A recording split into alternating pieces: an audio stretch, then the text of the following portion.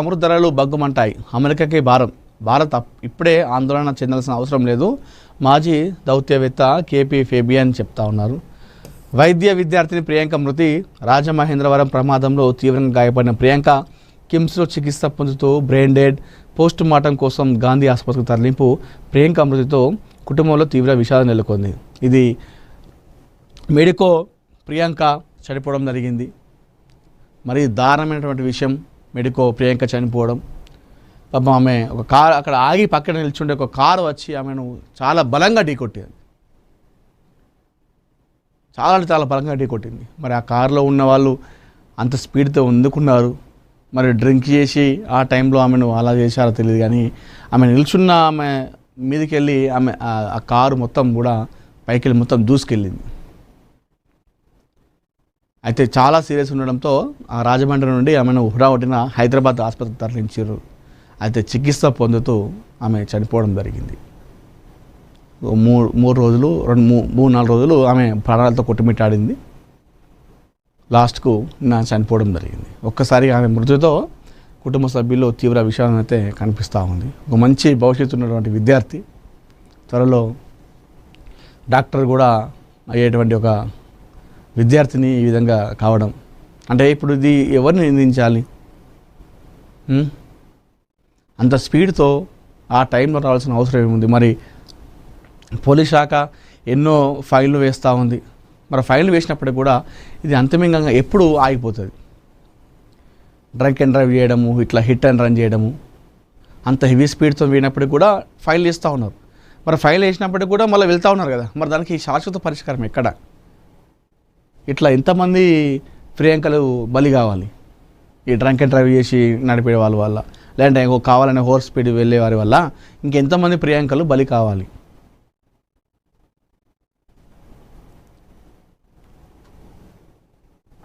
గాంధీ ఆసుపత్రికి పంపించారు post mortem కోసం మొత్తానికైతే. సో ఆమె బ్రతుకుద్దేమో అని చెప్పేసి చాలామంది అనుకున్నారు, ఆశించారు. కానీ చికిత్స పొందుతూ కిమ్స్లో ఆమె బ్రెయిన్ డెడ్ కూడా కావడం జరిగింది.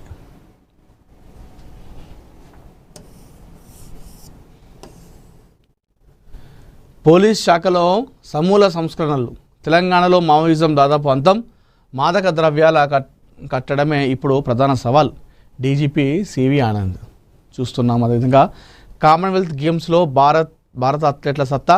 39 పథకాలతో మెరిసిన భారత్ విజేతలకు ప్రధాని మోడీ అభినందనలు. ఈసారి కామన్వెల్త్ క్రీడలో మన భారత్ చాలా దూసుకెళ్ళింది.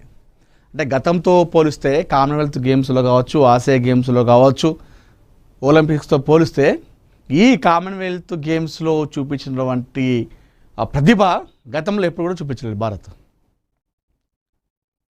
ఈసారి అత్యధికంగా తీసుకొచ్చింది. టాప్ 5లో కూడా మన వాళ్ళు ఉండాలని చెప్పుకోవాలి. మనం ఎప్పుడు కూడా మన కామన్వెల్త్లో కావచ్చు, ఒలింపిక్స్లో కావచ్చు, మన ఓవరాల్ దేశాలలో 100-120 దేశాలలో పాల్గొంటే మన ర్యాంక్ చూసుకుంటే మనం తల కింది పెట్టి చూస్తున్నాం. మన ర్యాంకు ఆ విధంగా ఉండదు. కానీ ఈసారి తల ఎత్తుకొని చూసినాం. ఈ కామన్వెల్త్ గేమ్స్లో అవన్నీ పథకాలు వచ్చినాయి. ఆ ప్లేస్లో మనం ఉన్నాం ఈసారి. అంటే క్రీడలకు మన కేంద్ర ప్రభుత్వం నాయకులు కూడా చాలా మంచి సపోర్ట్ ఇస్తారు గతంతో పోలిస్తే.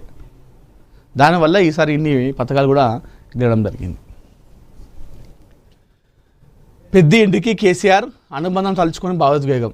ఇటీవల అకాల మరణం చెందిన మాజీ ఎమ్మెల్యే బీఆర్ఎస్ సీనియర్ నేత పెద్ది సుదర్శన్ రెడ్డి సాదాసీదా జీవితం గడిపారని బీఆర్ఎస్ అధినేత కేసీఆర్ అన్నారు. వరంగల్ జిల్లా నల్లబెల్లిలో జరిగిన పెద్ది సుదర్శన్ రెడ్డి దశదిన కార్యక్రమంలో కేసీఆర్ పాల్గొన్నారు. సుదర్శన్ కుటుంబం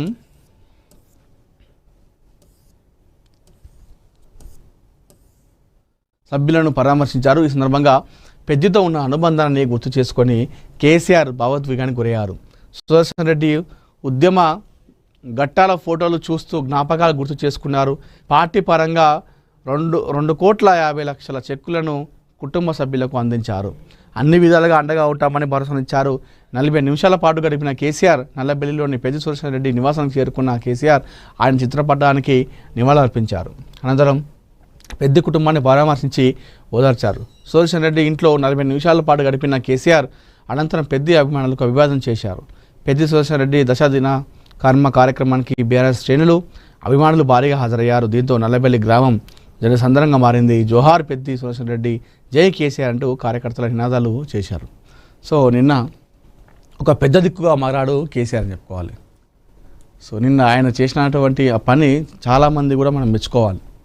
అంటే ఒక పార్టీలో ఒక కార్యకర్త పనిచేసి ఉంటే అతను చనిపోతే ఆ పార్టీ ఆ నాయకుడు ఏ విధంగా సపోర్ట్ చేస్తారనేది నిన్న మనం చూసినాం. ఈ విధంగా చేస్తే ఏంటంటే కార్యకర్తలకు, అంటే జెండాను నమ్ముకొని ఉన్నటువంటి కార్యకర్తలకు ఒక భరోసా ఉంటుంది. సో నిన్న కేసీఆర్ గారు కూడా చేసింది అదే. చాలా అంటే ఒక పెద్ద ఆయనలాగా అనిపించింది నిన్న కేసీఆర్. నిన్న ఆయన 9 days ఉంటాయి కదా, ఆ 9 days 11 days ఆ కార్యక్రమానికి వెళ్ళి ఆడ ఆ కుటుంబానికి 2 కోట్ల చెక్ కూడా ఇవ్వడం, 2 కోట్ల